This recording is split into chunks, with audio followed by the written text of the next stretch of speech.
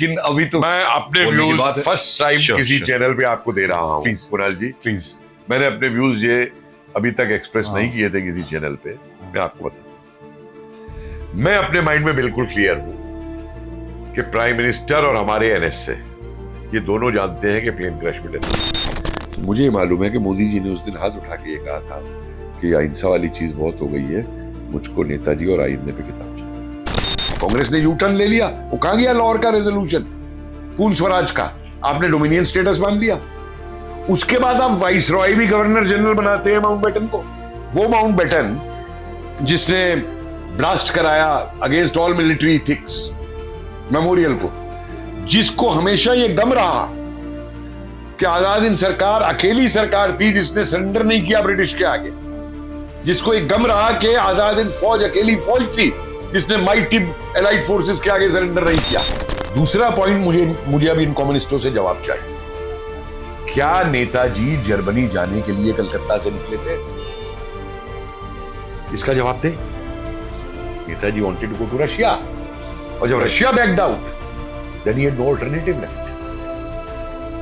Then he went there. तो ये कहना कि वो हिटलर से मिलने गए थे, इससे बड़ी एब्सर्डिटी कोई नहीं हो सकती। नोइंग मोदी, मैं ये तो नहीं मानूंगा कि वो मायूस हो गए। एंड नोइंग मोदी, अगर उन पे ये एविडेंस है तो भाई कोई पता नहीं मोदी जी अपने बस्ते में से कब निकाल के जनता के सामने क्या रखते हैं। जब यही चंद्रबोस मेरे साथ 4 रिकॉर्डिंग्स में है तो ऐसे नकली है, प्लेन क्रैश में डेथ नहीं हुई, और आज वही मैंने पूछा उनसे, मैंने भाई दादा तुम की कोर्चे, बोला वो कपिल जी न्यू एविडेंस आ गया। मैं जरा बताइए तो क्या न्यू एविडेंस आया? 5 सवालों के जवाब कर, और अगर वो जवाब नहीं आते तो मैं भी ये मान के चलूंगा कि बाबा इज।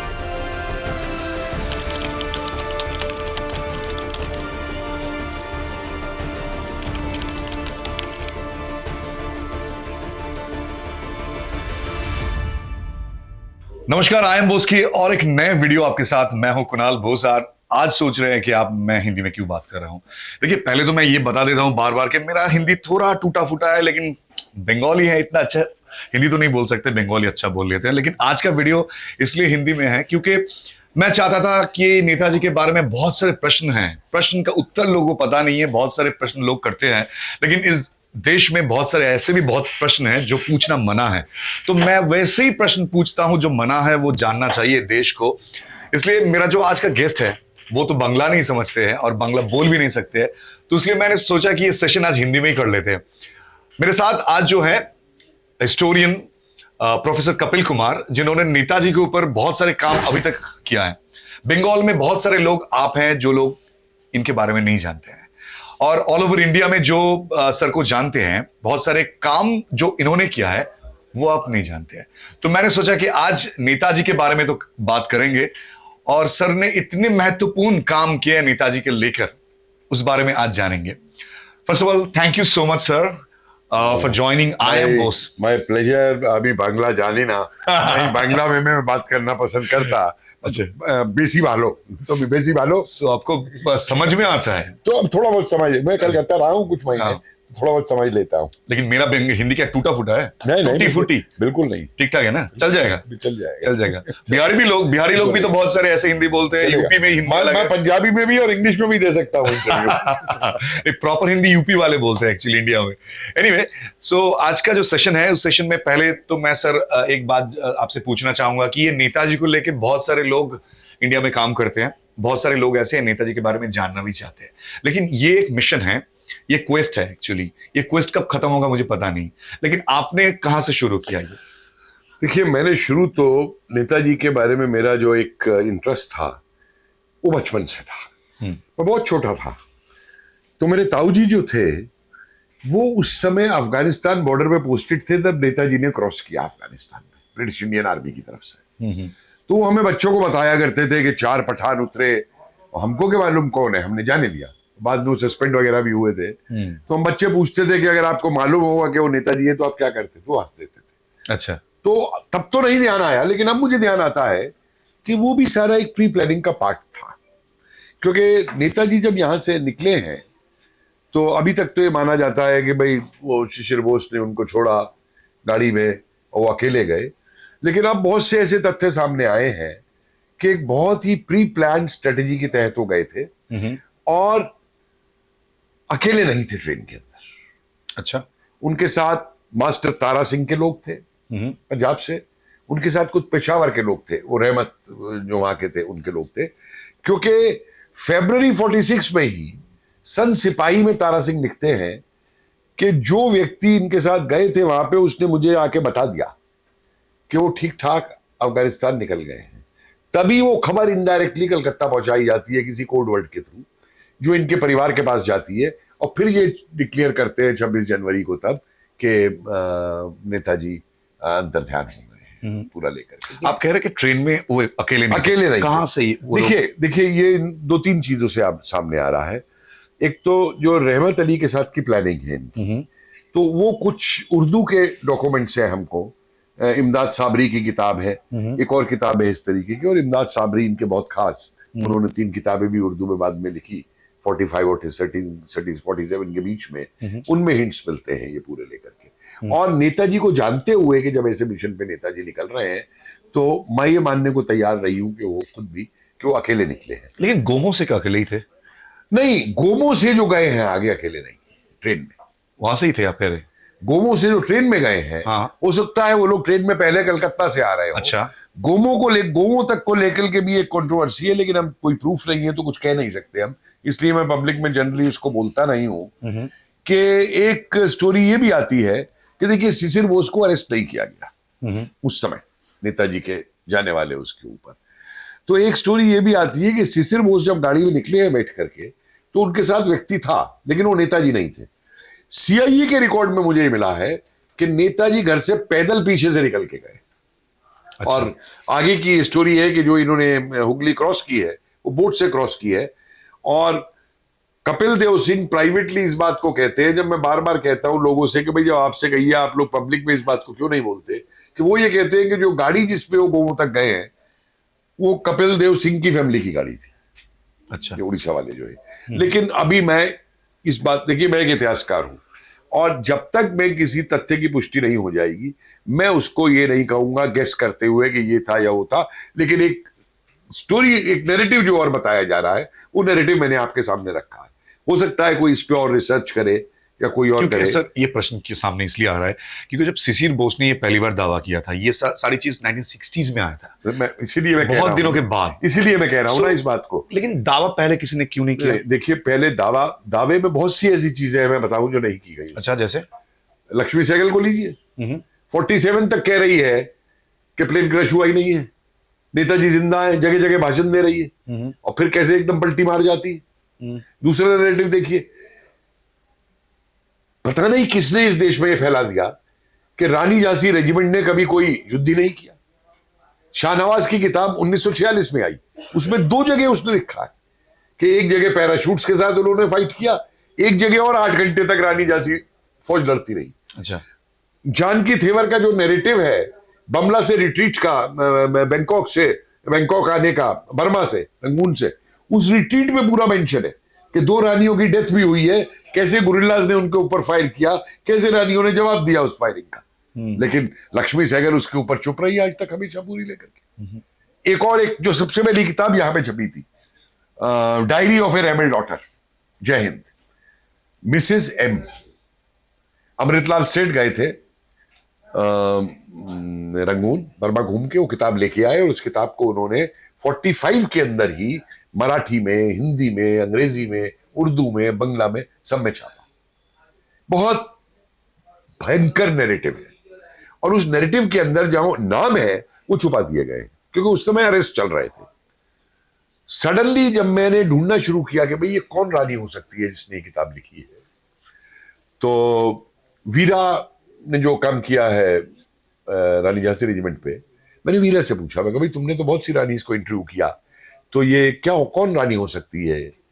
तो बोली नहीं, ये तो लक्ष्मी सहगल ने लिखी थी। लक्ष्मी सहगल ने कैसे लिख दी थी? बोले नहीं, उसने मुझको इंटरव्यू में बताया 2008 में कि मैंने लिखी थी।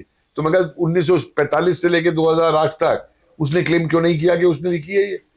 और बोलती है वो तो फिक्शन थी। मैं फिक्शन का है, वो तो सारा उसमें एक बात ऐसी नहीं है जिसे आप फिक्शन कह सकते हैं।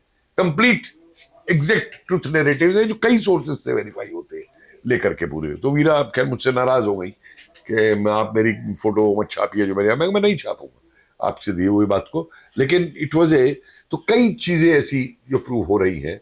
आप ये देखिए कि 22 मई 1946, डेट याद करिए, 22 मई 1946 के दिन एक रीयूनियन मीटिंग होती है आजाद हिंद फौज के अफसरों की दिल्ली के अंदर, और उसको चेयर कर रहे हैं सरदार पटेल, और वहां पे वेलकम एड्रेस दिया शाहनवाज खान ने।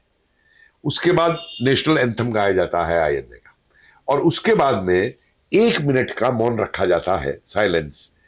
किस बात पे रखी जाती है? इस पे नहीं कि नेताजी की आत्मा को शांति मिले, नेताजी जहां भी है वो स्वस्थ रहे। अच्छा, सारे आईएनए के ऑफिसर्स, ठीक है।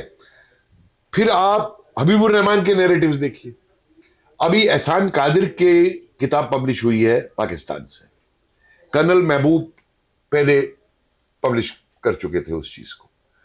एहसान कादिर लिखते हैं कि हबीबुर रहमान ने जो नैरेटिव दिया हमको आकर के लाल किले के अंदर, उसमें ये कहा कि जब प्लेन क्रैश हो गया, हम लोग घायल हो गए, तो नेताजी को अलग कमरे में रखा अंग्रेजों ने हॉस्पिटल में, मेरे को अलग कमरे में रखा, और बाद में जब मेरे को खबर दी कि उनकी डेथ हो गई तो मैं उनके कमरे की तरफ भागा, लेकिन मुझे जापानियों ने कोई इंजेक्शन लगा दिया और मैं 1 हफ्ते तक बेहोश रहा। अंग्रेजों को क्या स्टेटमेंट दिया है कि नेताजी की डेथ मेरी बाहों में हुई, उन्होंने लास्ट स्टेटमेंट ये बोला, ठीक है। इसको आप कंपेयर करिए, ताइवान की रिपोर्ट तो आ चुकी है कि कोई प्लेन ही क्रैश नहीं हुआ। जिन ताइवानीज के इन लोगों ने स्टेटमेंट लिए, शाहनवाज कमीशन, खोसला कमीशन वगैरह ने, ताइवानी की रिपोर्ट को कभी ना शाहजहां के साथ शाहनवाज के सामने रखा गया, और रिपोर्ट मौजूद होते हुए खोसला कमीशन के सामने नहीं रखा गया। बाद में कॉमनवेल्थ से निकली है, मुखर्जी के टाइम पे आई है सामने। और उस रिपोर्ट के अंदर, उस रिपोर्ट में ही नहीं, जो बयान दिए हैं ताइवानीज में, तो उसमें एक जो वहां क्रिमेशन पे मौजूद है, उसका एक बयान है कि वहां पे 2 हिंदुस्तानी मौजूद थे जिस समय इस बॉडी को क्रिमेट किया गया।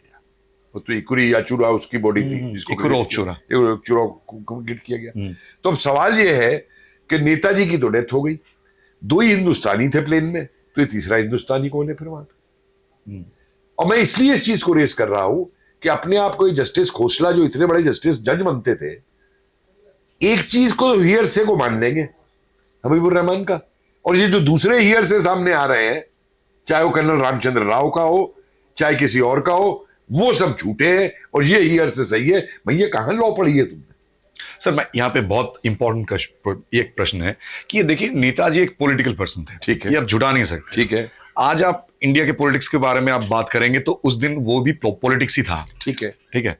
तो आप लक्ष्मी साइकिल के बारे में बोल रहे थे, यानी पॉलिटिकल पर्सपेक्टिव जब चेंज हुआ तो वो लोग भी बदलते गए, उनका बयान बदलते गया। तो उसी वजह से आपको क्या लगता है कि नेताजी खुद नहीं चाहते थे कि ये सारी चीज सामने आ जाए? अगर वो जिंदा थे, मैं आपको इसका जवाब दूंगा। हाँ, और मैंने इसका जवाब अपनी किताब में दिया। 3 सवालों को मैंने जवाब दिए हैं।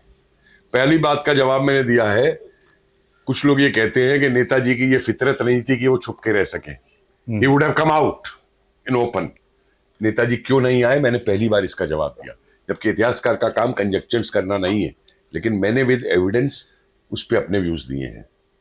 इसके पहला व्यू है मेरा, ये मत भूलिए कि नेताजी को जब कलकत्ता की बॉम्बिंग की फोटोग्राफ दिखाई गई तो नेताजी ने जापानीज से बॉम्बिंग रुकवा दी थी कि मैं अपने देश के लोगों को मरते नहीं देख सकता। और इसका एक कॉन्टेक्स्ट है जो मैं कंक्लूजन में कहूंगा। दूसरी चीज, जब बंगाल में फेमिन हुआ तो ये कम्युनिस्ट तो उस समय उस चर्चिल का साथ दे रहे थे ना, जिसने बंगाल में फेमिन कराया था। नेताजी ने पूरी हेल्प की वो बात की कि मैं वहां से पूरा भेजूंगा। 2 चीजें। तीसरी चीज, नेताजी ने ये पूरा आर्म स्ट्रगल चलाते हुए भी कभी गांधी और इनकी इंसल्ट नहीं की। हमेशा वार्न किया उनको कि तुम शिमला कॉन्फ्रेंस में जा रहे हो, गलत कर रहे हो, वेवल प्लान पे जा रहे हो, गलत कर रहे हो, लेकिन कभी उन्होंने डेरोगेटरी और कभी ये नहीं कहा कि मैं कांग्रेसमैन नहीं। ठीक है, राइट। अब वो व्यक्ति, उसका क्या जिंदगी का अरमान था? देश की आजादी और अखंड भारत की आजादी।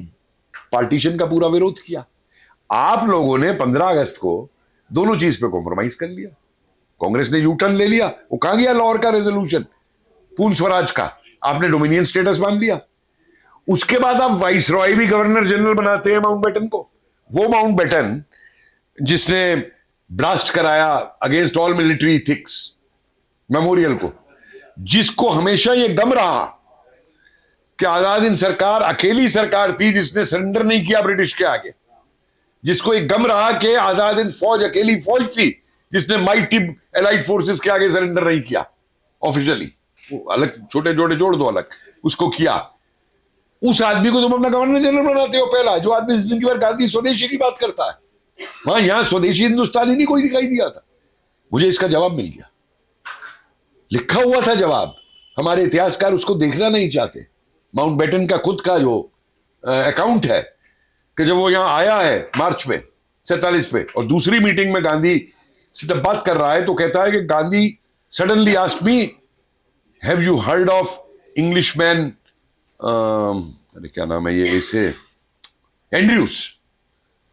सो I said yes, why don't you become like Andrews and serve the Indian government and take your salary from India? I was stunned. I thanked him for this honor and told him that my interest lay in my naval career in England and all. I thought he will stop at that. He said, when the plan comes to you officially, I hope you will not refuse. ये वो शख्स कह रहा है जो जिंदगी भर स्वदेशी की बात करता रहा। Why did they retain commander in chief, a Britisher? Naval chief है ब्रिटिशर,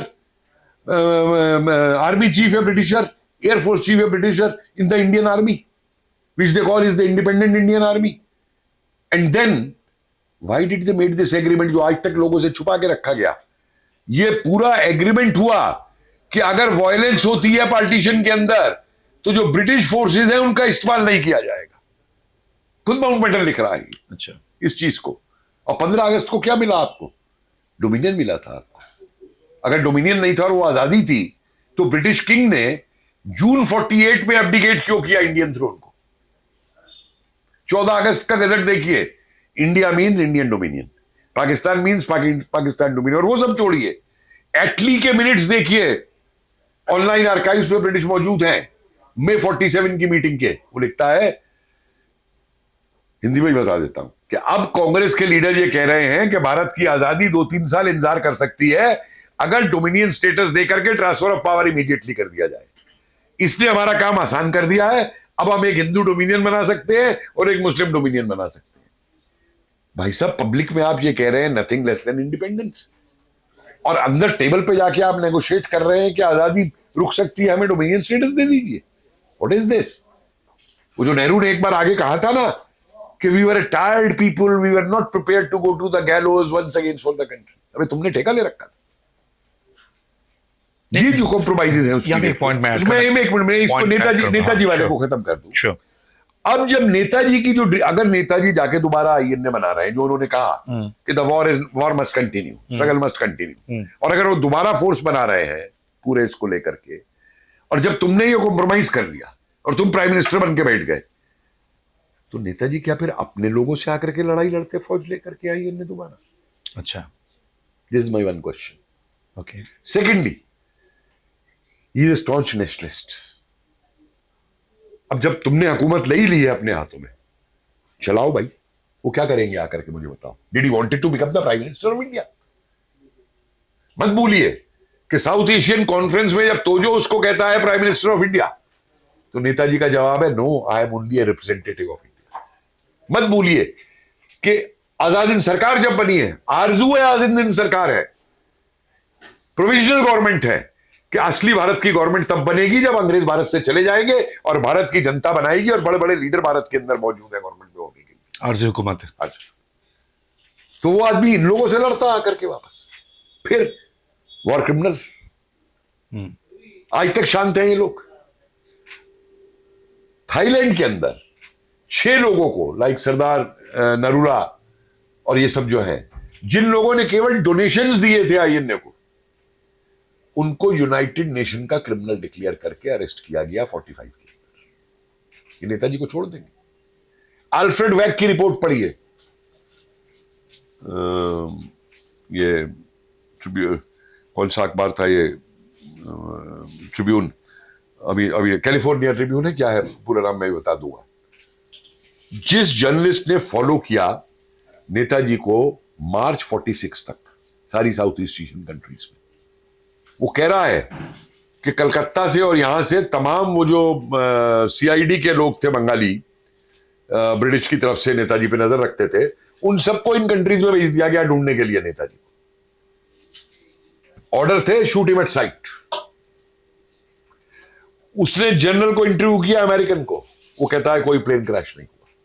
फ्रेंच कह रहे हैं कोई प्लेन क्रैश नहीं हुआ। और अभी वो आरपीजे मूर ने एक वो किताब निकाली है नेताजी के ऊपर, उसने एक फ्रेंच फाइल कोट की है डिफेंस मिनिस्ट्री की, जो साइगॉन की फाइल है नेताजी को लेके। फ्रेंच डिफेंस मिनिस्ट्री ने उस फाइल को 100 साल तक बंद कर दिया है। ऐसा क्या राज है उस फाइल के अंदर भाई? मैंने तो लिखा, जब ये फ्रेंच प्रेसिडेंट यहां आया था, मैंने ट्वीट किया, मैं कहा भाई तुम लोग तो बड़ी लिबर्टी और फ्रीडम और उसकी बात दुनिया को करते हो, तो ये फाइल तुमने क्यों बंद कर दी है 100 साल के लिए? और अगर आप फ्रेंच आर्काइव्स पे जाएंगे ऑनलाइन और डॉक्यूमेंट ढूंढेंगे नेताजी के बारे में, तो आपको कार्ड मिल जाएगा, लेकिन उस कार्ड के नीचे जो लिखा हुआ है वो ब्लैक किया हुआ। What is this? तो एक एस्पेक्ट तो ये था इनका। क्या गारंटी थी कि नेहरू उनको हैंड ओवर ना कर दे ब्रिटिशर्स को?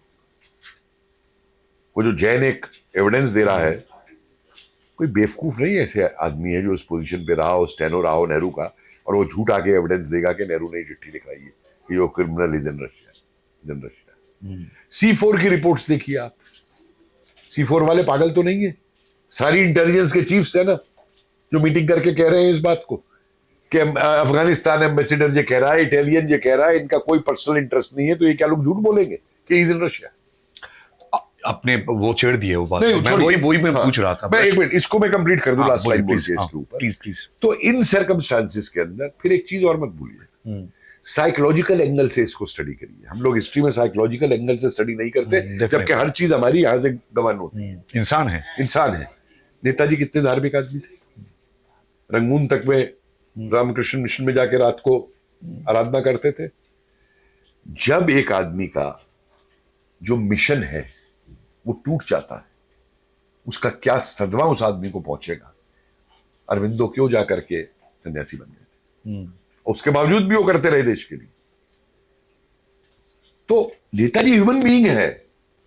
जैसे मैं बार बार कहता हूं कि लोग कहते हैं गांधी महात्मा, अरे भाई क्या बात का Mahatma? Is an practicing politician. और गांधी को आपको जज करना है तो उसकी थ्योरी और पॉलिटिक्स दोनों देखिए वो क्या करता है, तब आएंगे आप कंक्लूजन पे गांधी क्या है असलियत पे। लेकिन नेताजी ने खुद कहा था महात्मा। देखिए नेताजी के जो, मैं आपको क्या बताऊं, लोग बाग बिल गेट्स और इन सबको मैनेजमेंट आइकन मानते हैं। मैं समझता हूं नेताजी से मैंने बड़ा मैनेजमेंट आइकन कोई नहीं। अच्छा, समझे? कौन सी चीज है मैनेजमेंट की जिसकी क्वालिटी नेताजी में नहीं? आप कह रहे हैं ये स्ट्रेटजी था, पार्ट ऑफ स्ट्रेटजी। आपने कम्युनिस्ट लोगों की बात यहाँ पे बोला था पहले ही। एक है जर्मनी और एक है जापान। फर्स्ट ऑफ ऑल ये लोग कहते हैं कि जर्मनी जब वो गए थे तो हिटलर के साथ वो मिले थे। वो आपको पता है वो चीज क्या है? अभी भी लोग बोलते हैं कि हिटलर के साथ मिलना ये नेताजी का बहुत अच्छा आपने सवाल किया। ये गलत डिसीजन था। और जापान के साथ मिलके वो भारत को फ्रीडम देना चाहते थे। क्या गारंटी था जापान इसको नहीं लूट लेते? मैं आपको दो चीज बताता हूं। एक तो जो लोग ये सवाल उठाते हैं ना, उनको ये नहीं मालूम कि जापान और जर्मनी, हिटलर तो 30s में आया है ना, ये लोग इंडियन फ्रीडम स्ट्रगल को कब से सपोर्ट कर रहे थे? गदर पार्टी को किसने सपोर्ट किया था? पूरा गदर पार्टी पे जो अमेरिका में एक्शन है उसे वो हिंदू कॉन्स्पिरेसी केस कह के और पूरा जर्मन्स के साथ लिंक करते हैं फर्स्ट वर्ल्ड वॉर के अंदर। ये रासबिहारी बोस को शेल्टर कब दिया जापान ने? हिटलर से आने के बाद में दिया या हिटलर के आने से पहले दिया? और जो ब्लैक ड्रैगन वहां पे सोसाइटी है जिसने वो शेल्टर दिया, आनंद मोहन साय की बीबी सती सहाय, जब ये इसने जाना था वहां पे प्रिंस ऑफ वेल्स ने, तो ये हुआ कि इसका बैकआउट करेगी इंडियन कम्युनिटी। कोबे में इंडियन बिजनेसमैन थे जहां इंडियन लॉ जिन्होंने बनाई थी, तो ये उस दिन बाहर निकल के आई ये देखने के लिए कि इंडियन बिजनेसमैन क्या कर रहे हैं। तो कुछ इंडियन बिजनेसमैन ने यूनियन जैक लगा रहा था अपने घर के बाहर, इसने वो झंडे उतारे, जाके उनको चौराहे पे जला दिया। ब्रिटिश काउंसलर जापानीज गवर्नमेंट से कहता है इस पे एक्शन लो। जापानीज गवर्नमेंट जवाब देती है हम नेशनलिस्ट पे एक्शन नहीं लेते। तो एक तो इस कॉन्टेक्स्ट को मत बोले। दूसरा पॉइंट मुझे अब इन कम्युनिस्टों से जवाब चाहिए। क्या नेताजी जर्मनी जाने के लिए कलकत्ता से निकले थे? इसका जवाब दे। Netaji wanted to go to Russia, और जब Russia backed out, then he had no alternative left, then he went there. तो ये कहना कि वो हिटलर से मिलने गए थे, इससे बड़ी एब्सर्डिटी कोई नहीं हो सकती। आप नेताजी के व्यूज देखिए, और वो आदमी जो हिटलर को उसके सोवियत यूनियन इन्वेजन के ऊपर कह सकता है कि ये गलत है, ये पॉलिसी। और एक बात और मत पूछिए, मेरे इन कम्युनिस्टों से एक और सवाल है कि भैया एक बात बताओ, तुम्हारे लिए हिटलर फासिस्ट कब बना? 1939 में, 39 में जब रशियो जर्मन नॉन एग्रेशन पैक्ट होता है, उस समय क्या हिटलर फासिस्ट नहीं था? राइट। जब फर्स्ट वर्ल्ड वॉर शुरू होती है तो इंपीरियलिस्ट वॉर है। स्टालिन और हिटलर दुनिया जीतने की सपने देखते थे। ठीक है, वो इंपीरियलिस्ट वॉर। हाँ। और अब बाद में अगर उसने सोवियत यूनियन तुम्हारे गॉडफादर पे अटैक कर दिया तो वो पीपल्स वॉर हो गई। और फिर मुझे एक और जवाब दे, जापान और जर्मनी, हिस्टोरिकली मुझे ये बताइए, जापान ने इंडिया का कभी क्या नुकसान किया था और जर्मनी ने इंडिया का क्या नुकसान किया? मुझे जवाब देखो। जब हिस्टोरिकल डिसीजंस लेने होंगे मुझे अपना एलाई बनाने के लिए, तो मुझे ये देखना होगा कि हिस्टोरिकली कौन मेरे साथ है। ठीक है, ब्रिटिशर्स ने क्या किया हमारे साथ?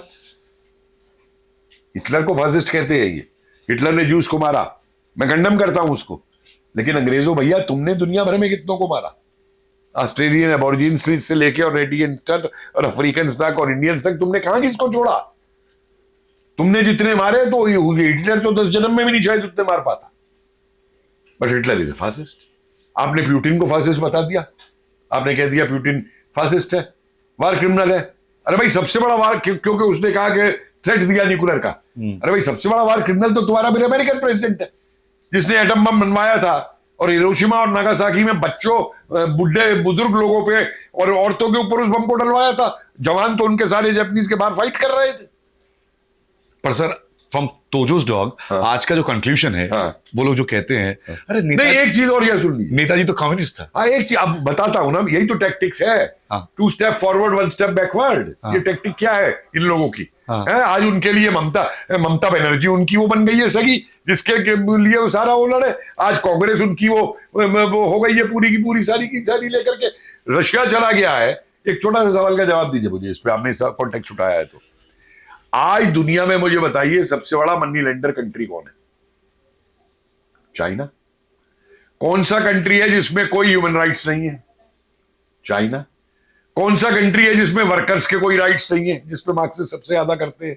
पीजेंट्स के कोई राइट नहीं है? चाइना। कौन सा कंट्री है जब फ्रीडम नहीं है बोलने की? चाइना। कौन सा कंट्री है जो दुनिया की सबसे ज्यादा लैंड असर करता है और ब्लैकमेल करता है कंट्रीज को? चाइना। हमारा कम्युनिस्ट उसको अपना कम्युनिस्ट गॉडफादर मानता है, आज भी उसके साथ चलता है।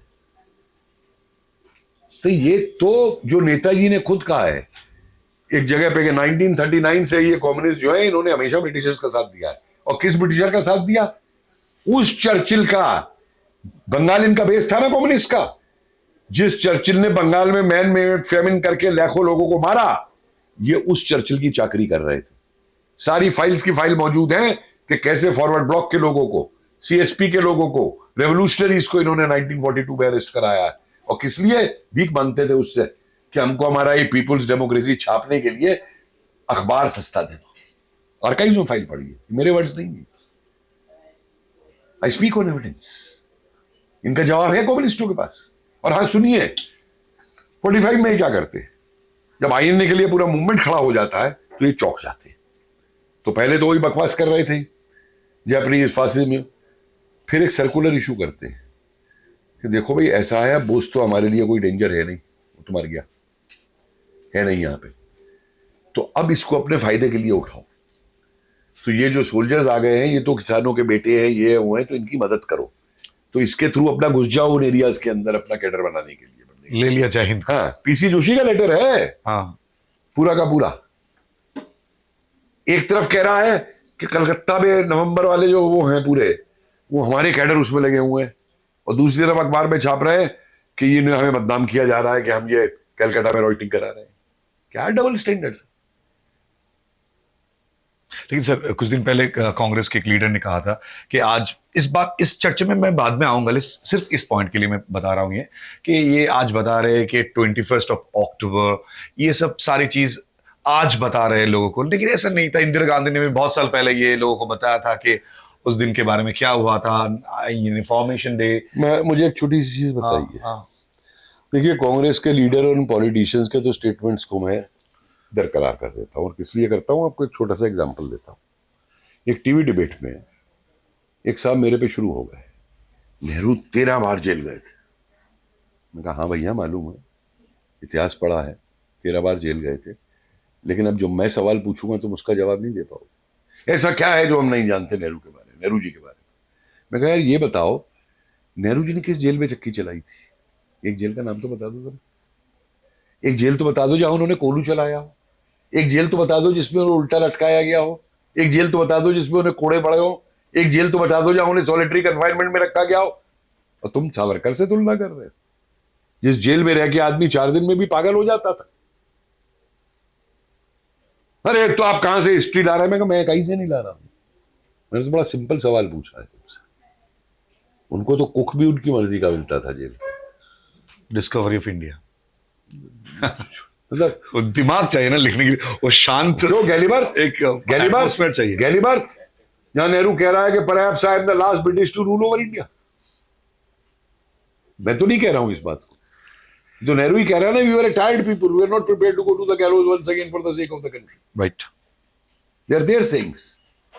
तो इसलिए कौन लीडर क्या कहता है, अब क्यों ये भी है। आप क्या वो एक ये थे बंगाल के अंदर पिछले चुनाव में, क्या वर्षवरिया क्या नाम है वो, क्या अरे वो बीजेपी से हैं, यहाँ के जो प्रभारी थे या क्या थे, विजयवर्गीय कैलाश विजयवर्गीय। हाँ, उन्होंने ट्वीट कर दिया नेताजी की डेथ का। हाँ, बहुत सारे लोगों ने तो किया। हमने उसको किया काउंटर। मिनिस्टर साहब पे मुझसे नाराज हो गए थे बीजेपी प्रवक्ता। स्टैच्यू सर इस पॉइंट पे आएंगे, डिटेल में आएंगे, लेकिन बीच में रशिया मिस हो जा रहा है। हाँ। क्योंकि रशिया बहुत इंपॉर्टेंट है। बहुत सारे लोग ये पूछते हैं कि रशिया के बारे में कोई भी डॉक्यूमेंट्स नहीं है, आज तक कोई ऐसा वैलिड डॉक्यूमेंट्स नहीं है जिसके ऊपर बेस करके आप कह सकते हैं कि नेताजी रशिया में थे। आपके पास क्या है? मैं आपसे 2-3 चीजें पूछना चाहता हूं। श्योर। एक तो रामचंद्र राव का जो स्टेटमेंट है खोसला कमीशन के सामने, हथकड़ियों और बेड़ियों में उसको लाया गया था। कर्नल डॉक्टर रामचंद्र राव, और 48 जनवरी में जब इसने बॉर्डर क्रॉस किया था पाकिस्तान की मुल्तान जेल से छूट के, तो इसको अरेस्ट करा लिया गया था। इल्जाम लगा था साइकिल चोरी की, और फिर इसको कटक और आंध्रा की जेलों में रखा गया था।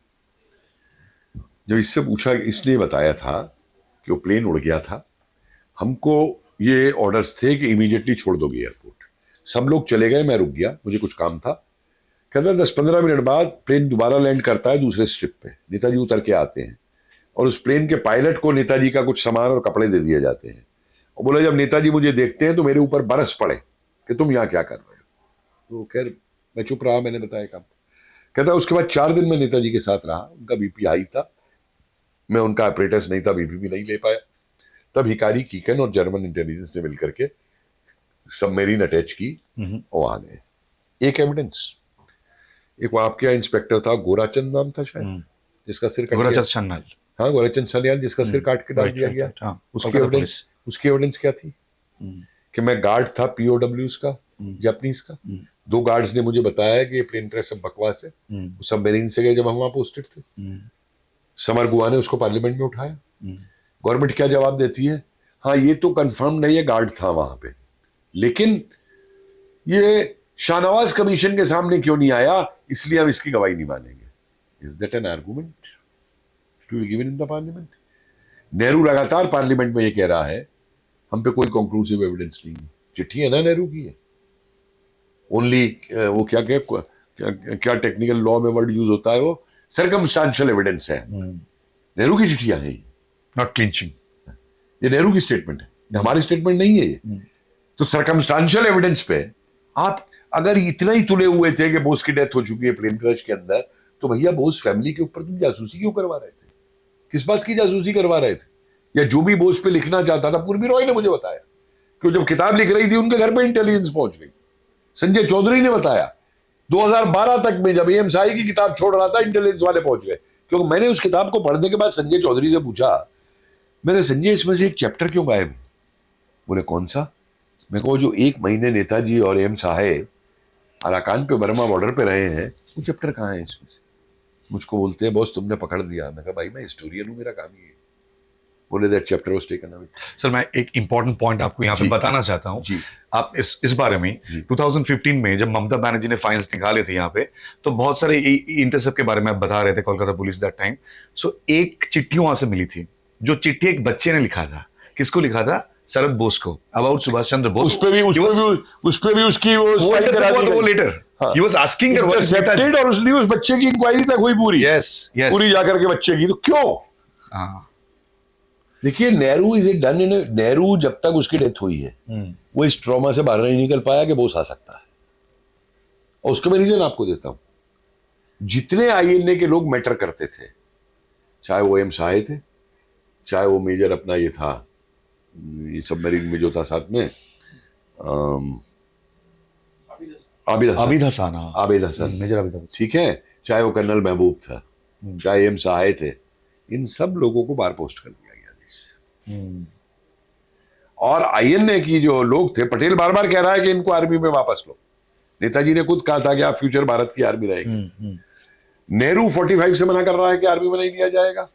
आप ट्रांसफर ऑफ पावर के वॉल्यूम्स उठा के देखिए, क्या उसको वेवल लेक्चर कर रहा है, क्या ओखनले लेक्चर कर रहा है, क्या माउंटबेटन लेक्चर कर रहा है।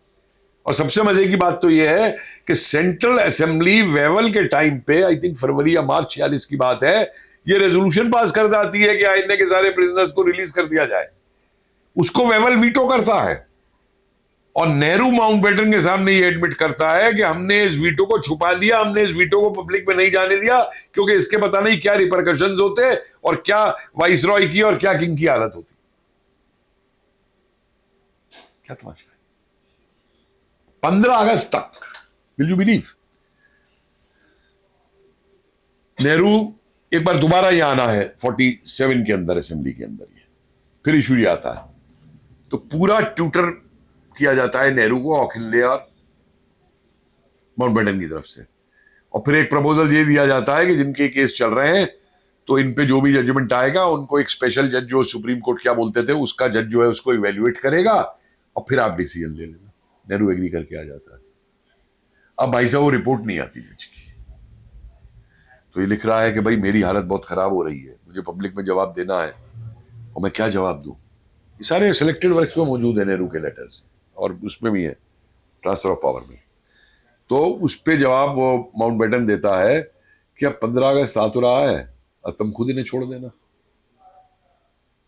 तो उस पे ओखिनले एक फॉर्मूला देता है कि 15 अगस्त के दिन कुछ क्रिमिनल्स को छोड़ा जाना था, जिनकी सजा मान लीजिए 2 साल की थी या 3 साल की बची थी या रह गई थी, कि उनको छोड़ा जाना है।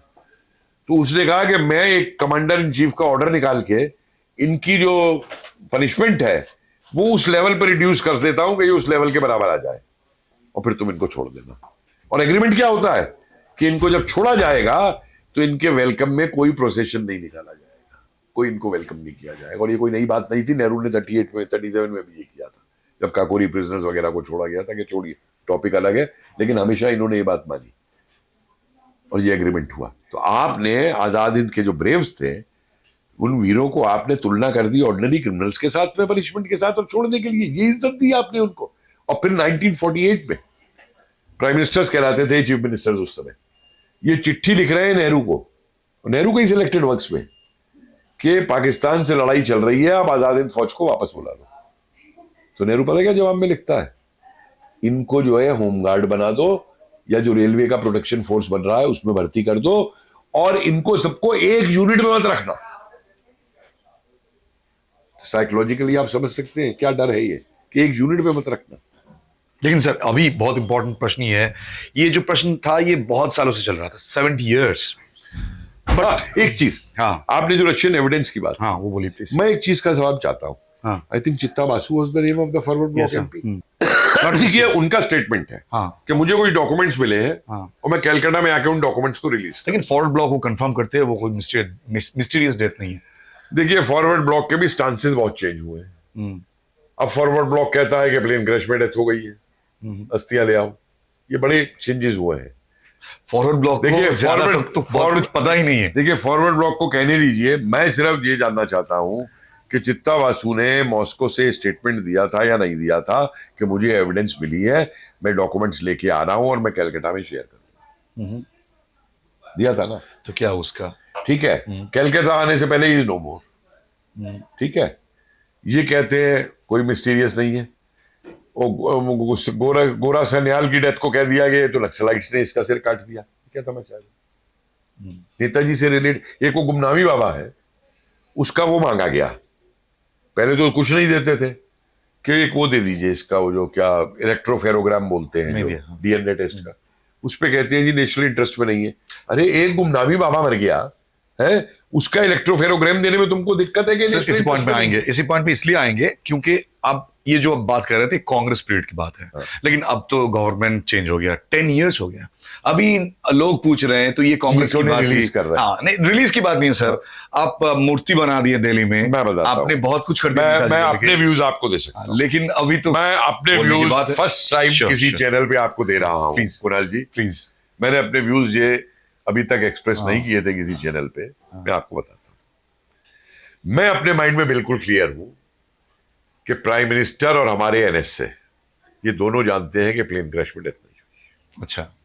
और ये मत भूलिए कि एनडीए गवर्नमेंट ने मुखर्जी रिपोर्ट को पार्लियामेंट में प्लेस करने के लिए बंटवा तक दिया था एमपीस के अंदर। मुझको रिपोर्ट सुषमा जी के यहां से मिली थी, अच्छा। जब कहीं नहीं मिल रही थी मुझे तो। अच्छा। और फिर विड्रॉ किया इन्होंने। उन्होंने उसको वहां उनको प्लेस भी किया वहां पे जो जगह वो डिजर्व करते हैं, स्टेच्यू वहां पे पूरा लेकर के। अब सवाल आता है कि आईबी वाली फाइल्स क्यों नहीं रिलीज होती। अब इस पे दो चीजें समझिए आप। पहली चीज ये है कि ये इंटेलिजेंस एजेंसीज जो हैं, चाहे वो सीआईए हो, चाहे वो MI5 हो, MI6 हो, और आईबी मोसाद हो या आईबी हो, they function above the government. Yes. Morarji ने ऑर्डर दे दिए थे रॉ को अपने ऑपरेशंस बंद करने को, क्या रॉ ने कर दिए थे? Okay, so they don't want to diverge their systems. Secondly, इस पीरियड में जो मैनिपुलेशन हुई, मलिक जो डायरेक्टर था एक आईबी का, इसने मुखर्जी कमीशन के सामने वो दिया कि हमको आईबी को इससे कुछ लेना देना नहीं है और हमारा कोई मतलब नहीं है इस इशू से। और अब जब ये डिक्लासिफाई हुई लुइन 216 की, तो उसमें मलिक की 3 लेटर्स मिल गई, होम मिनिस्ट्री की लेटर मिल गई। यही फॉरवर्ड ब्लॉक के शील बद्राजी और ये जी रंगना वगैरह मिलकर 6 MP ये एक फंक्शन करना चाहते थे नेताजी का। तो पूरा होम मिनिस्ट्री ने आईबी को भेजा कि भाई what is their motive, find out करो और वो करो। और फिर आईबी का जवाब है, वो सारी लेटर्स हाउस के अंदर मौजूद है पूरी की पूरी। अरे भाई, जब मुझ जैसे आदमी पे आईबी फाइल रखती है, तो बहुत छोटा आदमी, तो इस पे फाइल नहीं होगी। और चंद्र बोस ने मुझे खुद बताया, ये लेट हिम डिनाई कि इनके वो जो एमपी थे, इनके फादर थे या कौन थे, कि उन्होंने मिसेस गांधी से कहा कि हम नीरज चौधरी की फाइल देखना चाहते हैं। अच्छा। And you remember Neeraj Chaudhary को हमेशा, you telling about Amiyanath Bose? हाँ, ओके। कि नीरज चौधरी को हमेशा सुभाष बोस ने शक की नजर से देखा था। अच्छा। कहा भी था, शरद तक मैसेज भी भिजवाया था कि मेरा विश्वास नहीं, इनको हटा दिया, because sent there by the Anand Bazar Patrika. तो वो बताते हैं मुझे, चंद्र बोस डिनाई कर जाए इस बात को, वो अलग मर्जी है उनकी, क्योंकि कई चीजों पे उन्होंने पलटी खाई है इन दिनों, जो कि रिकॉर्डेड है, वो फिर भी पलटी खाई है। कि मिसेस गांधी ने कहा इसमें कोई दिक्कत नहीं है, आप आइए, चाय पे आ जाइए, मैं फाइल मंगवा लेती हूँ। मलिक को उन्होंने कहा, तो मलिक देर से आया, फाइल नहीं लाया। तो उसे जब पूछा मिसेस गांधी ने कि फाइल क्यों नहीं लाए, तो इनका कहना है, उसका जवाब ये था कि वो फाइल हम पब्लिक नहीं कर सकते, उस फाइल में इतना कुछ है कि Neeraj Chaudhary will be nowhere. समझे? दूसरी चीज आपको इसमें एक और मैं बता दूं, इसके अंदर जो एक मेरा हंच है, और इस हंच को मैं एज ए हिस्टोरियन नहीं कह रहा हूं, इस हंच को मैं with my common sense as a citizen कह रहा हूं। कोई बड़ी बात नहीं है कि गुमनामी बाबा को लेकर के आईबी ने क्या एंट्रीज की हो फाइल में, ओके, शो करते हो कि इज ए कम्युनिस्ट या ये चाइना का वो है या वो है। और ये ऑर्गेनाइजेशन इतना पावरफुल है कि ये पीएम तक को ये जवाब दे सकता है कि देखिए अगर ये फाइल चली गई, आपने ओपन करवाई और ये फाइल भी ओपन हो गई, तो फिर जो आप इज्जत उनकी बना रहे हो वो खत्म हो जाएगी। They can manipulate to that extent. तो इसलिए I am very clear about that. No one questions. वो जो एक फाइल इंदिरा गांधी के टाइम पे जलाई गई थी, व्हाई डोंट पीपल क्वेश्चन कि वो मोहम्मद यूनुस कहाँ गया वो फाइल्स के साथ में? वो छोड़िए, राम सिंह रावल कहता है कि आईएनए मेमोरियल का एक पत्थर जो था वो दिया गया नेहरू को। कहाँ है वो पत्थर? मोइरांग में जो झंडा शौकत अली ने लगाया था वो भी नेहरू को दिया गया था। कहाँ है वो झंडा? डिक्लासिफाइड फाइल्स में जो निकल के आया है कि 1947 से हमारा जो मिशन है, उस समय वहां पे वो एम्बेसी तो नहीं थी, वो मिशन लगातार नेहरू को चिट्ठियां लिख रहा है यहाँ पे कि आईएनए का खजाना ये दो जने लूट रहे हैं, मूर्ति और एक और नाम है। और उन फाइल्स पे नेहरू क्या लिखता है? Scene goes away. एक और फाइल आपको बताता हूं, सिंगापुर आर्काइव्स में एक फाइल है, एक ट्रेजर आईएनए का वो पकड़ते हैं अंडर एनिमी प्रॉपर्टीज, क्या वर्ड यूज होगा उस पर, लीगल कॉन्फिस्केशन एक्ट और something like that, Britishers.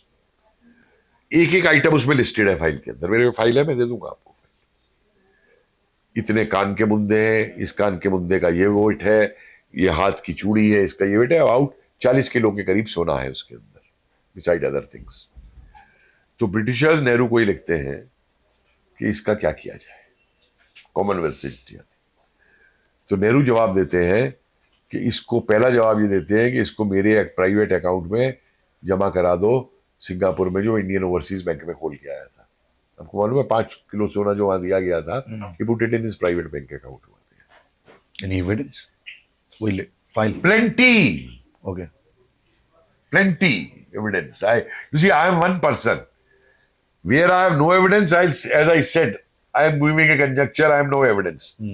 But any historical statement I make, I will not speak without evidence. That is my strength, okay. and that's why I can challenge many.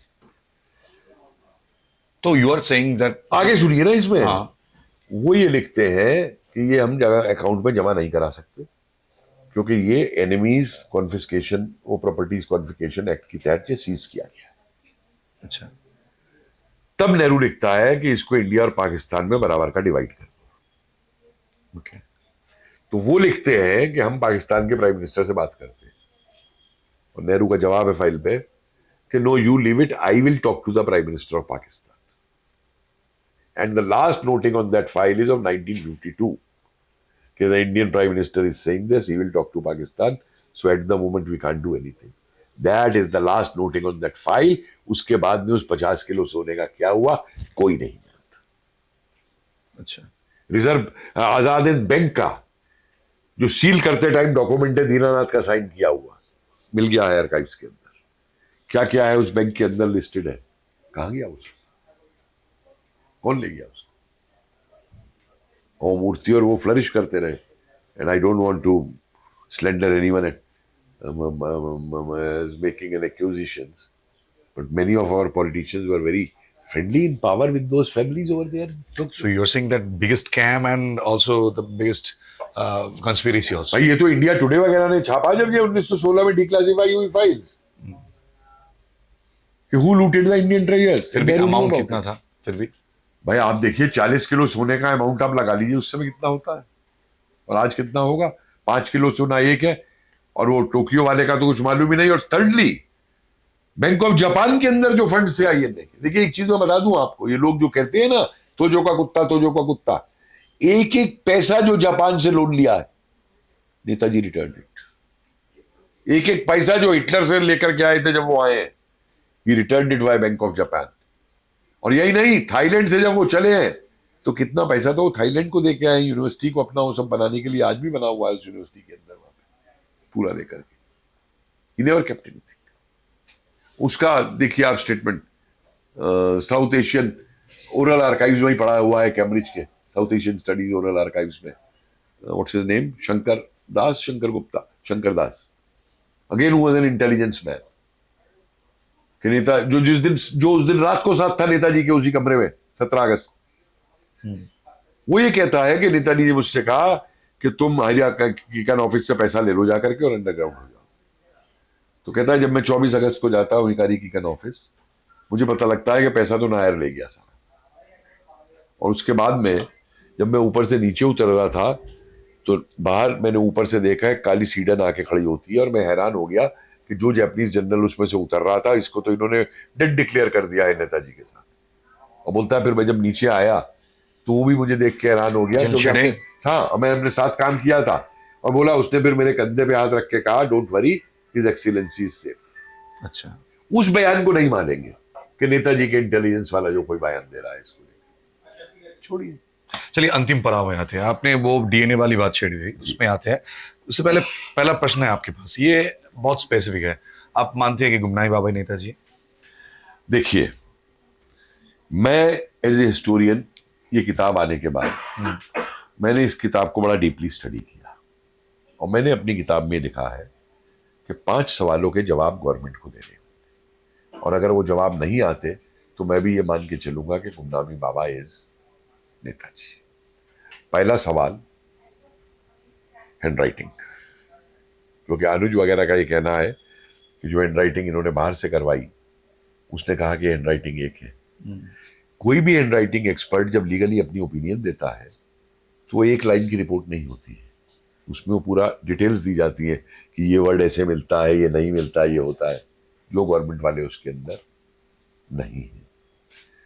Secondly, DNA, भाई आप उसको out करिए, electropherogram report को। 2, तीसरी चीज का मुझे जवाब दीजिए कि सहाय ने यूपीसीआईडी और आईबी की रिपोर्ट्स क्यों नहीं बनवाई? किसी विटनेस को क्यों नहीं बुलवाया? जो क्लेम करते थे, जो लोगों ने कहा हम एविडेंस देना चाहते हैं, क्यों नहीं बुलवाया? यहाँ पे एक पॉइंट आपको बताते हैं कि ये विटनेस के बारे में मैंने एक एक्सक्लूसिव रिपोर्ट किया था 2021 में, जब ये सहाय कमीशन की रिपोर्ट बाहर आया। तो जिस एक विटनेस, वो विटनेस नहीं थे लेकिन उनका लेटर मिला था, वो बहुत छोटी थी दैट टाइम, 1982 आई थिंक, 81 82। तो उनका एक लेटर के ऊपर बेस करके सहाय ने कहा था he is not Netaji, he is the follower of Netaji. तो मैंने उनका इंटरव्यू किया था, वो कोलकाता में रहते हैं। उनका फादर का नाम था संतोष कुमार भट्टाचार्य। सो उनकी बेटी थी वो Suhita Bhattacharya. She said that अरे हम लोग तो मानते हैं, मेरे फादर मानते थे। भाई मेरा कुलीग है, पूछा भी नहीं। मेरा कुलीग है, उसके नाना यूपी के होम मिनिस्टर थे। वो कहता है नाना जी मिलने जाते थे, हमको कभी नहीं बताते थे किससे मिल के आए, सिर्फ इतना कहते थे बहुत इंपॉर्टेंट आदमी से मिल के आए। क्या यूपीसीआई एक गुमनामी बाबा है? कहां पे वो सेंटर्ड है आप देखिए, उसका वो जो है डोगरा सेंटर के बराबर में, ठीक है। उसके बाद में उस गुमनामी बाबा से दुनिया मिलने जाती है। ये एविडेंस सामने आ गई कि कई लोग जो मिलने गए उनको आईबी के लोगों ने रोक दिया दोबारा नहीं आना। तो उसकी आइडेंटिटी मालूम नहीं होगी आईबी या सीआईडी को कि वो व्यक्ति कौन है। लेकिन सर, एक आपने वो जो बात कही ना डीएनए वाला, उसमें एक पॉइंट मिस हो गया।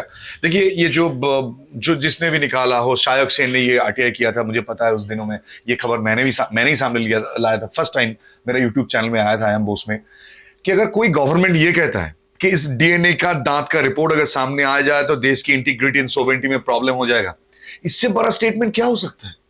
मैं वही तो कह रहा हूं इस बात को भाई। बट लोग आज भी देखिए ऐसा नहीं है। देखिए एक बात समझ लीजिए, हाँ, 2-3 बातें बड़ी इंपॉर्टेंट है। हाँ, क्योंकि हमें हर चीज को, जब मैं एज ए हिस्टोरियन देखता हूं तो मेरे लिए सबसे मुश्किल टास्क ये होती है कि जो डिफरेंट चीजें हैं उनको एक साथ रख के उन्हें कोरिलेट करना। राइट, ठीक है। जितना आईसीएस था हिंदुस्तान का, सारा नेताजी के खिलाफ था। क्यों खिलाफ था? ये नहीं कि he was fighting the British, he had made Azad Hind Dal. What was आजाद हिंद दल? कि एक नेशनलिस्ट ब्यूरोक्रेसी होगी हिंदुस्तान के अंदर, जो इंडियन नेशनल की ट्रेंड होगी और जो इंडियन मासेस को सर्व करने के लिए होगी, ना कि इंडियन मासेस पे रूल करने के लिए। हम लोग आजाद हिंद दल को एक लाइन में काट देते हैं। उन आजाद हिंद दल के लोगों ने इम्फाल तक आके, मणिपुर तक करके अपनी जान दी है उन्होंने। They have administered. ये जो छुपाया गया, देखिए सबसे बड़ी बात कि अराकान आने से पहले जो दिसंबर 43 में जो एग्रीमेंट होता है जापानीज और नेताजी के बीच में, पहला एग्रीमेंट की शर्त यह है कि जिन एरियाज को जीता जाएगा अंग्रेजों से, वहां पे जापान का झंडा नहीं लगेगा, वहां पे तिरंगा लगेगा। दूसरी शर्त यह है कि इन एरियाज का एडमिनिस्ट्रेशन जापानी नहीं करेंगे, वो आजाद हिंद दल करेगा। तीसरी कंडीशन यह है कि वहां पे अगर कोई भी सिपाही हिंदुस्तानी या जापानी किसी विमेन को रेप करता है तो he will be shot dead immediately. क्यों है ये क्लॉज? इंडियंस को डिफेंड करने के लिए। क्योंकि नेताजी ने देखा नहीं कि जापानीज ने कोरिया के अंदर और चाइना के अंदर विमेन के साथ क्या किया था। अरे नेताजी को समझने के लिए यार उसको पूरा टोटलिटी में देखना होगा उस आदमी की थिंकिंग को। नेताजी ने रानी झांसी रेजिमेंट बनाई विमेन के लिए, first modern regiment in the world. कोई सोच सकता था? और गांधी और नेताजी में पता क्या डिफरेंस है? नेताजी ने कहा मुझको रानी झांसी चाहिए जो लड़ सके जाकर के, और गांधी नोआखली में कहता है औरतों से कि अगर तुम्हारा रेप हो रहा हो तो अपने दांत बीच लो और रेप करवा लो। लेकिन सर प्रॉब्लम आप देखिए एक चीज, आज हम यहाँ पे आए हैं जो डॉक्टर पवित्र मोहन रॉय की एक बुक इनॉग्रेशन था, तो भाई सबसे बड़े गवाह तो पवित्र मोहन रॉय हैं। लेकिन यही तो मेरा प्रश्न है। मेरा प्रश्न ये है। डॉक्टर रॉय ने कभी भी सामने नहीं आके नहीं देखिए कहा। देखिए, दो बातें सुनिए बड़ी क्लियर। पहली बात यह है, डॉक्टर पवित्र मोहन रॉय का एक स्टेटमेंट है कि जब ये लोग मिशन पे निकले थे तो नेताजी ने अलग बुला के इनसे कहा था कि you may hear a sad news sometime but don't get worried, we will meet. नेता जैसे आदमी जो अंग्रेजों को लगातार चकमा दे रहा है, और ये मत भूलिए मैंने पहली बार उन डॉक्यूमेंट्स को लाल किले में म्यूजियम में लगाया जब मैंने बनाया। MI5 के जो ऑर्डर्स थे चर्चिल के उस पे कि नेताजी को कत्ल कर दिया जाए अगर वो कैरो से जाते हैं या इस्तांबुल से जाते हैं। राइट। 2 बार उन पे रंगून पे उनकी लाइफ पे अटेम्प्ट हुए। इज नॉट ए फूल। और ये कहना कि वो जापान जाएगा, अबे जापान के ऊपर अमेरिका, जापान सरेंडर कर चुका है, अमेरिकन फोर्सेस किसी में पहुंच सकते हैं और वो थैंक्स करने जाएगा जापान को? मतलब बचकाना आर्गुमेंट कितना बेवकूफी का दिया जाता है ये उसको लेकर के, मेरी समझ में नहीं आता इसमें। इसलिए पवित्र मोहन रॉय जैसे व्यक्ति जो उनके इतने नजदीक रहे हो, जब वो गुमनामी पापा के पास जा रहे हैं और बैठ रहे हैं और कर रहे हैं, मैं बार बार उनके बेटे से ये कहता हूं कि देखिए जो कुछ बाबा ने आपको बताया आप इसे डाइवर्ज करिए। अब नहीं करेंगे तो कब करेंगे? बहुत सी आजाद हिंद फौज की फैमिलीज हैं जो ऑब्लिवियन में चली गई, जिन्होंने अपने मुंह बंद कर लिए, क्योंकि जब नेहरू उनको फ्रीडम फाइटर मानने को तैयार नहीं है, 73 में फ्रीडम फाइटर माना गया, उनको नौकरी देने को तैयार नहीं है फौज के अंदर वापस, वो क्या करें? और डर है कि जो भी कोई बोल देगा कुछ, उसी की सर्विलियंस शुरू हो जाएगी, उसका वो कुछ शुरू हो जाएगा पूरा लेकर के। और फिर केस किसने फाइल किया? गुमनामी बाबा ने, उनकी नीस नहीं किया ना। लेकिन वो भी बाद में पलट गए थे। अब देखिए बाद में पलटने का तो जो हमारे यहां होता है, जब यही चंद्रबोस मेरे साथ 4 रिकॉर्डिंग्स में है कि वो ऐसे नकली है, प्लेन क्रैश में डेथ नहीं हुई, और आज वही मांग, मैंने पूछा उनसे, मैं कहा भाई दादा तुम की कोर्चे? बोला वो कपिल जी न्यू एविडेंस आ गया है। मैं कह रहा बताइए तो क्या न्यू एविडेंस आया? वो नहीं अनक्लासिफाइड जो अभी फाइल्स डिक्लासिफाई है उनमें न्यू एविडेंस आया। मैं दादा मैंने भी पढ़ी हो फाइल्स, मुझे वो एक लाइन तो बता दो क्या न्यू एविडेंस है उसमें। अरे आप नहीं समझेंगे ये। मैं कहा मैं क्यों नहीं समझूंगा भाई? फिर मुझे गुस्सा आया। मैं कहा मुझे ये बताइए आपने नेताजी पे क्या रिसर्च किया? आपकी फैमिली में कितने डॉक्यूमेंट्स आप लोगों ने देखे हैं जो पब्लिश हुए? आप लोगों ने तो पावर, ट्रांसफर ऑफ पावर तक के वॉल्यूम्स नहीं पढ़े हैं। लेकिन सर यही भी ताज्जुब की बात है, फ्रॉम 1945 टू 1985 आज तक कोई भी डायरेक्ट एविडेंस नहीं है कि नेताजी की उस मौत के बारे में नहीं है। इवन 85 में उसमें भी उसको लेके भी बहुत सारे प्रश्न हैं। मुझे ये सिर्फ आप बताइए, एक इंसान अगर खुद नहीं चाहेगा, ये 2 चीज हो कि उस बारे में पता ना चले, इस बारे में पता ना चले, अगर वो खुद ना चाहते तो ऐसा नहीं होता। आप मानती है? वो खुद चाहती है, मैं मानता हूं। देखिए नेताजी की एक और बात समझिए, नेताजी से कई लोगों ने जापान में, बर्मा में, थाईलैंड में ये सवाल पूछा कि अपनी जो कलकत्ता से आप चले हो वो कहानी सुना दो। तो बार बार नेताजी का एक ही जवाब था कि उनमें से बहुत से लोग जिंदा हैं जिन्होंने मेरी मदद की। इसीलिए मैं कहता हूं कि अकेला मददगार नहीं थे उनके।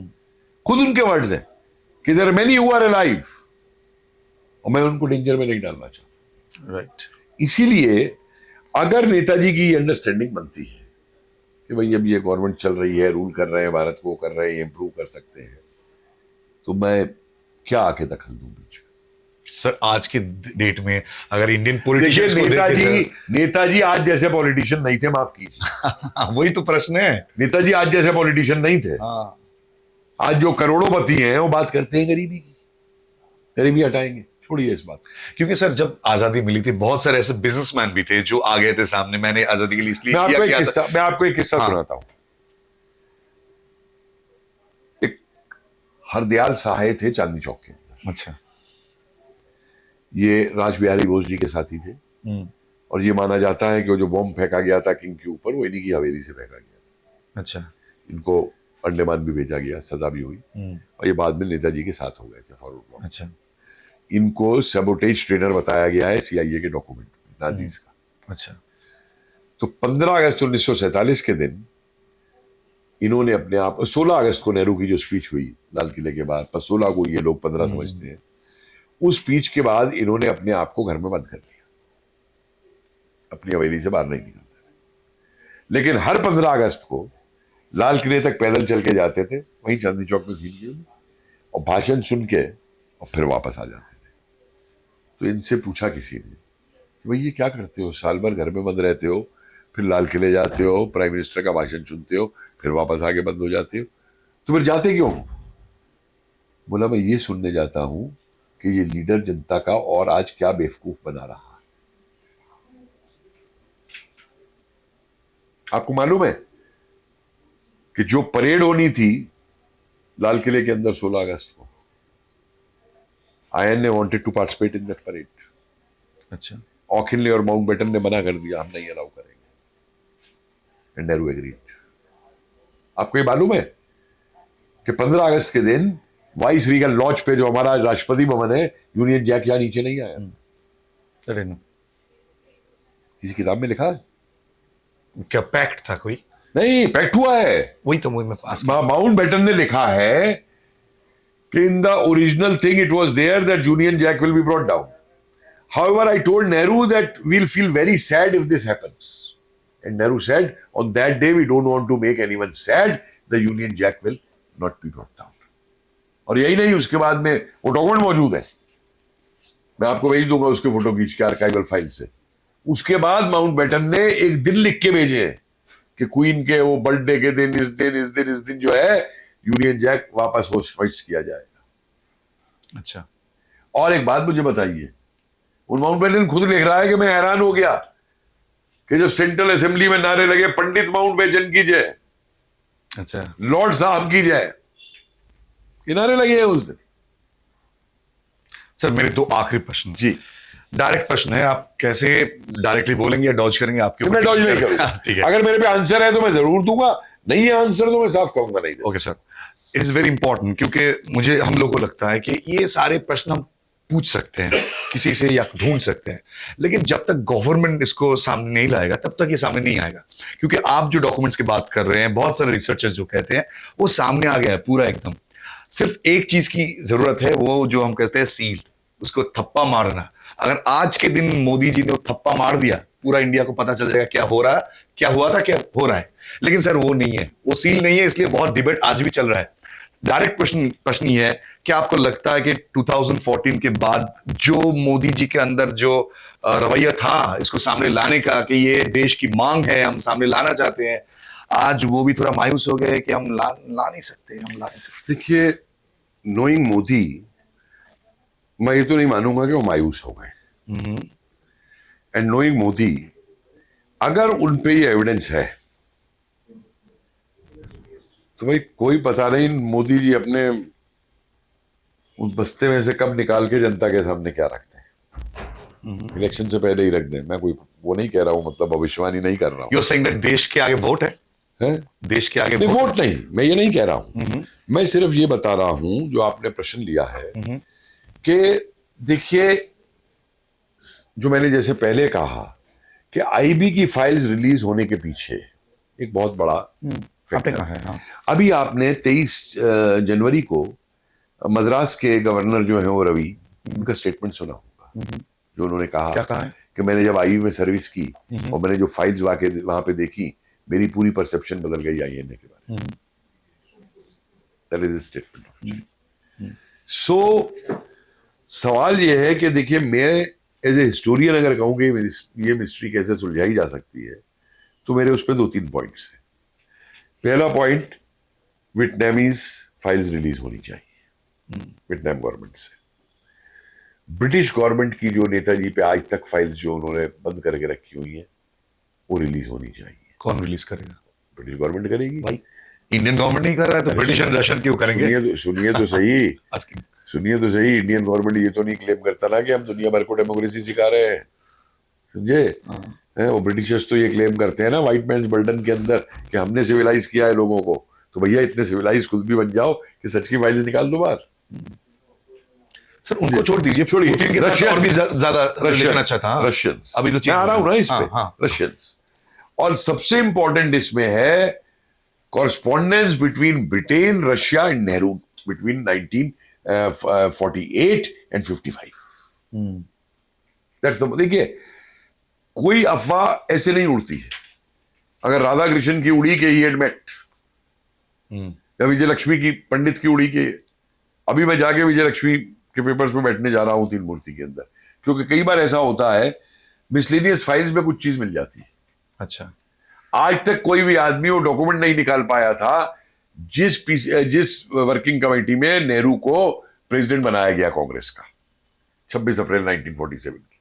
मुझको मेरे फेलो हिस्टोरियंस ने कहा, कपिल दीवार में सिर मत मारो, कुछ नहीं मिलेगा। मैंने कहा भाई ना मिले पर मैं एफर्ट तो जरूर करूंगा। तो मैंने अपने स्कॉलर से बोला, मैंने कहा जरा एआईसीसी की मिसलेनियस फाइल्स देखो, क्योंकि वो अकेली सीवीसी है जिसकी फाइल मिसिंग है। अच्छा, पीसीसीज ने जो लिखे नाम वो मिसिंग है। तो मिसलेनियस फाइल्स में हमें 3 डॉक्यूमेंट मिले। अच्छा, और जब उसने पूछा कि सर मिसलेनियस क्यों कह रहे हैं, मैं कहा देखो बेटा ऐसा होता है, अगर ऑफिस सेक्रेटरी कोई कांग्रेस के आईसीसी ऑफिस का दिमाग वाला आदमी रहा होगा तो कई बार फाइल जो है वो मास्टर फाइल में रख दी जाती है।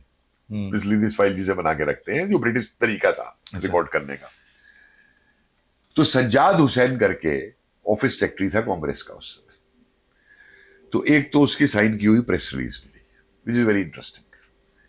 वो ये कहता है कि 5 नाम आए इस सीडब्ल्यूसी सेशन के अंदर। अंदर क्या हुआ वो नहीं बोल रहा। एक नाम वो कहता है सरदार पटेल का, एक नाम वो कहता है Netaji Subhash Chandra Bose, and mind it this is 46 April. एक नाम जयप्रकाश नारायण का, एक कृपलानी का, और एक इसका नेहरू का। और वो कहता है कि बोस का नाम इसलिए रिजेक्ट कर दिया गया कि उसने इस साल की 4 आने की कांग्रेस की मेंबरशिप नहीं दी है, इसलिए नहीं रिजेक्ट हुआ कि इसकी डेथ हो चुकी है प्लेन क्रैश में।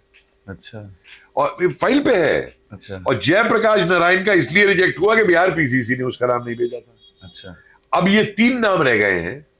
अब इनमें से या तो इलेक्शन होगा, और अगर 2 विड्रॉ कर देते हैं तो नेहरू बन जाएगा। उसके 2 दिन बाद इलाहाबाद के अंदर एक बहुत बड़ी मीटिंग होती है। पुरुषोत्तम दास, ठाकुर दास और कई ये कांग्रेस के लीडर्स भी जो है उसमें मौजूद है, जिसमें ये ओपन अपील करते हैं नेहरू से और इनसे कि तुम लोग अपने नाम विड्रॉ करो, नेताजी को कांग्रेस का प्रेसिडेंट बनाओ। नेहरू पे क्या असर पड़ा होगा आप समझ सकते हो, पॉपुलैरिटी को लेकर के। मैंने उस पीरियड की सारी पोइम्स और वो पब्लिश की हैं जो अखबारों के अंदर आई है नेताजी को लेकर के। जो नेहरू यूपी का अपना बड़ा चौधरी बनता था अपने आप को, कौन पॉपुलर था यूपी के अंदर उस समय, वो सारी। तो फिर एक उसमें एक डॉक्यूमेंट मिला एक वकील का, एक अजमेर का वकील है, उसने बड़ी मजेदार चिट्ठी लिखी है, यू विल नो इट। वो चिट्ठी में बड़ा प्यारा आर्गुमेंट देता है। वो कहता है कि जब मार्च के अंदर वेवल ने गांधी को बुलाया बात करने के लिए, तो गांधी ने जवाब दिया कि तो मैं तो कांग्रेस का 4 आने का मेंबर भी नहीं हूं, तुम आजाद से बात करो, आजाद प्रेसिडेंट है कांग्रेस का। तो कहता है फिर उस दिन अप्रैल के अंदर जब गांधी 4 आने का मेंबर भी नहीं था, तो कांग्रेस वर्किंग कमेटी को चेयर करने कैसे बैठ गया आकर के।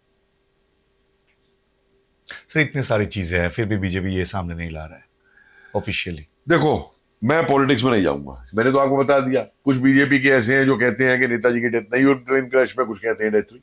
हरजीत सिंह पुरी से मेरी हो गई थी टीवी के ऊपर, जब ये होलोग्राफ लगाया था ना उसका स्टेच्यू का, तो उस दिन टीवी पे वो बोले कि मैं तो जब जापान जाता था मैं हस्तियों को सलाम करके आता था, ये करता था, बोल के चले गए।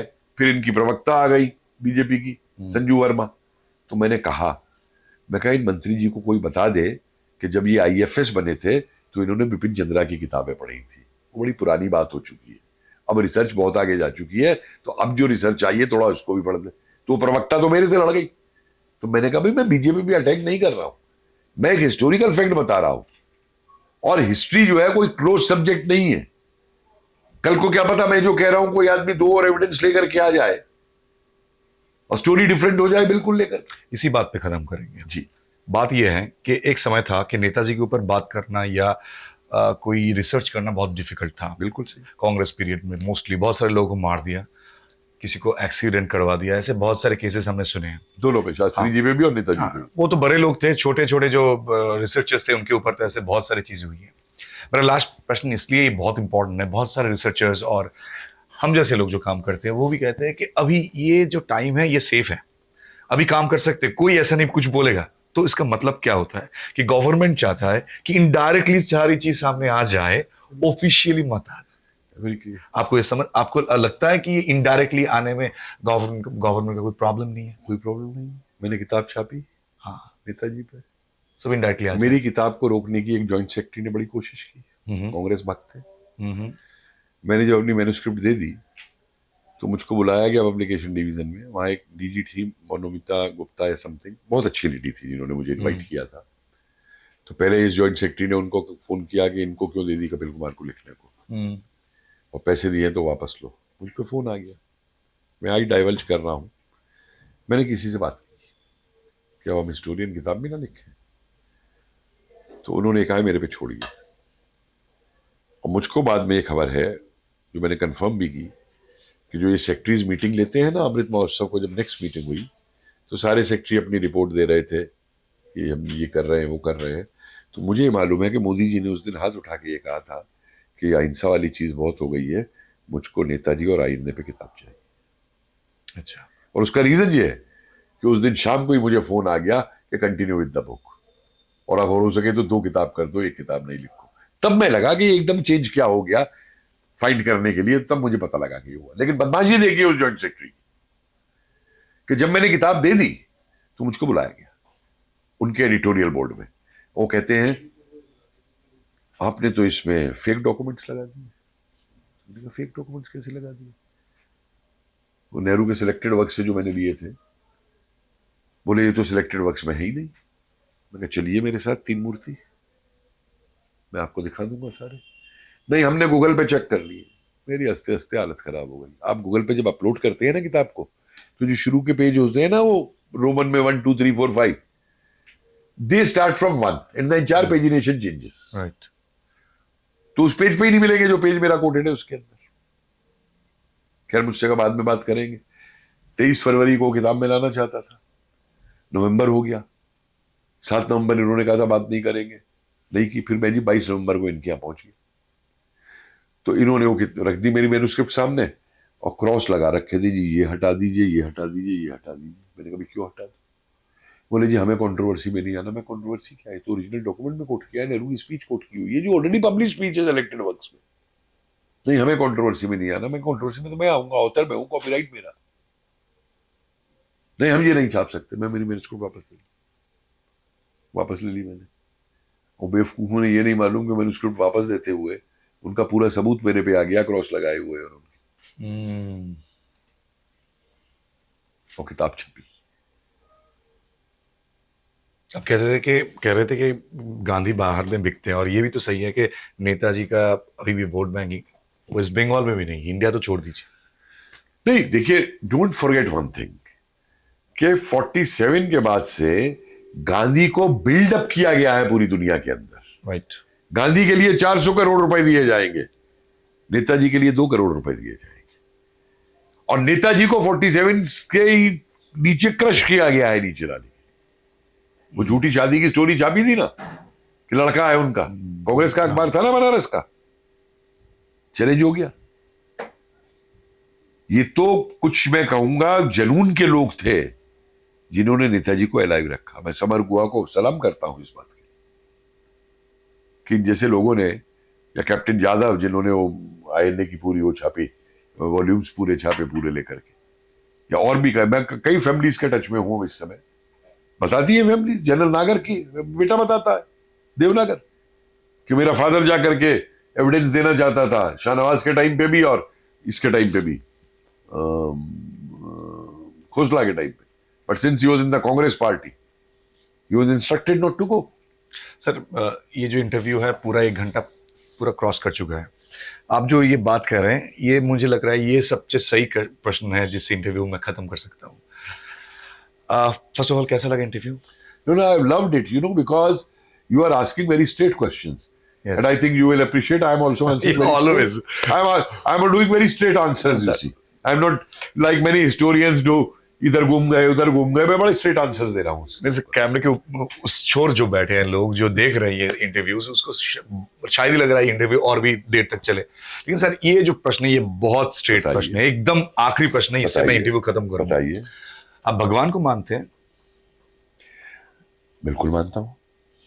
आप क्या मानते हैं कि ये जो पूरा सिलसिला है, ये जो बहुत से दिनों से चल रहा है, बहुत सारे लोग कहते हैं जो भगवान जी को मानते हैं, I am not saying about भगवान, भगवान जी को जो मानते हैं वो लोग कहते हैं कि जब तक भगवान जी नहीं चाहेंगे ये सारे सच उन दिनों भी सामने नहीं आया था, आगे भी सामने नहीं आएंगे। ये आप कह सकते हैं कि इंटरव्यू के पार्ट के ऐसा प्रश्न है। देखिए मैं इस चीज पे एग्री नहीं करूंगा। राइट।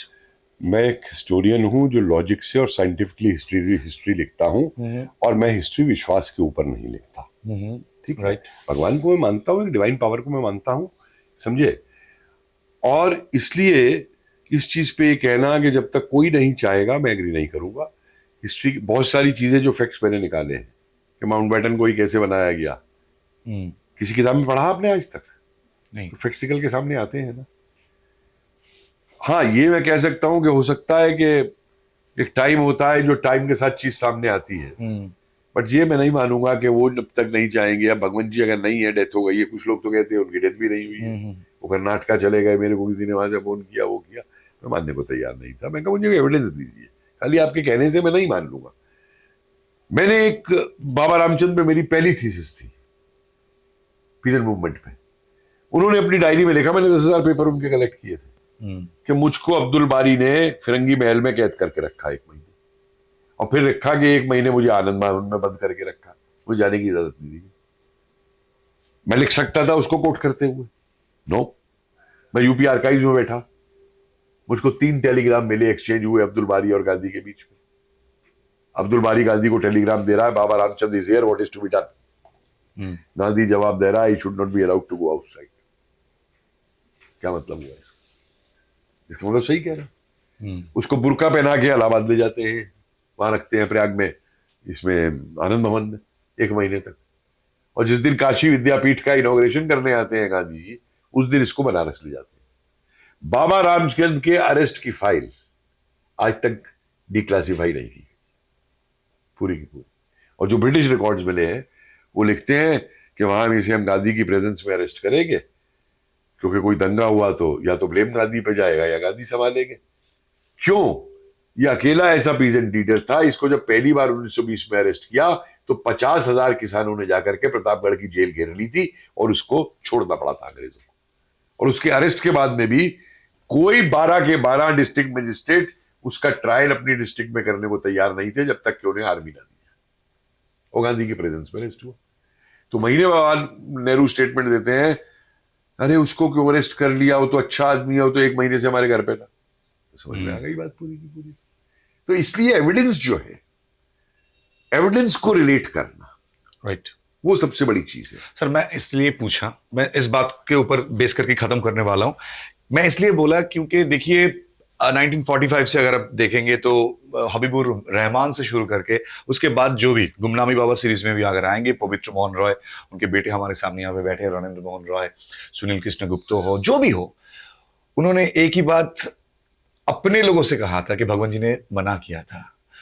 उस दिनों में नेताजी ने मना किया था हबीबुर रहमान को, इसलिए उन्होंने नहीं बताया। यानी नेताजी हर एक जगह पे अपने आदमियों को रुक के रखे कि मत बताओ, अभी टाइम नहीं आया।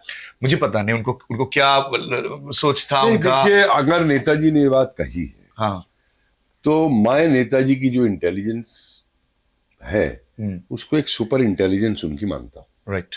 और बिना सोचे समझे नेताजी कोई बात नहीं कहेंगे, अगर उन्होंने कही है तो, उनके ही ऑर्डर्स हैं तो। राइट। लेकिन फिर भी होता है कि कभी कोई आदमी को डिफाई करना पड़ता है। मैं आपको एक छोटा एग्जांपल देके बता देता हूँ। ठीक। पटेल बहुत बड़े गांधी के भक्त थे, डिसिप्लिन्ड आदमी थे, और डिसिप्लिन्ड आदमी होना भी कई बार नुकसान कर देता है। और देश का सबसे बड़ा नुकसान हो गया कि जब पटेल का नाम आया था कांग्रेस के प्रेसिडेंट के लिए और गांधी ने नेहरू को इंपोज किया और पटेल सरेंडर। इसलिए शायद हिस्ट्री कुछ और होती। इसलिए मैं ये कह रहा हूं कि अगर नेताजी या भगवान कह भी गए हैं, मैं बार बार ये अपील कर रहा हूं कि भाई जो आप लोगों पे चीज है, ये सीक्रेट्स, अगर हम ये सीक्रेट नहीं बता सकते पब्लिक के अंदर अब नेताजी का, तो हमको क्या राइट है कि हम गवर्नमेंट से कहेंगे तुम फाइलें रिलीज कर दो? राइट। मुझको क्या राइट है कि मैं फ्रेंच एम्बेसी को लिखता फिरूं कि तुम ये फाइल रिलीज कर दो, या ब्रिटिश को मैं एक्यूज करूं कि तुम डेमोक्रेसी की वो बनते हो, तुम फाइलें रिलीज नहीं करते? तो अपने को भी तो देखे ना, क्या वजह है हम इन फाइल्स को या उन बातों को, कही हुई बातों को लिख करके हम कब तक ले जाएंगे? ग्रिब में चली जाएगी, खत्म हो जाएंगी। कल को मान लो नेताजी का था कि इतने साल बाद कहना यो करना, कौन होगा कहने वाला उन बातों को? तो इसलिए ये पॉलिसी ऑफ सीक्रेसी जो है इस तरीके की, कोई सीक्रेट सोसाइटी नहीं थी नेताजी की कि वो सीक्रेट सोसाइटी की ओथ से आप गवर्न है पूरे उसके अंदर करने के लिए।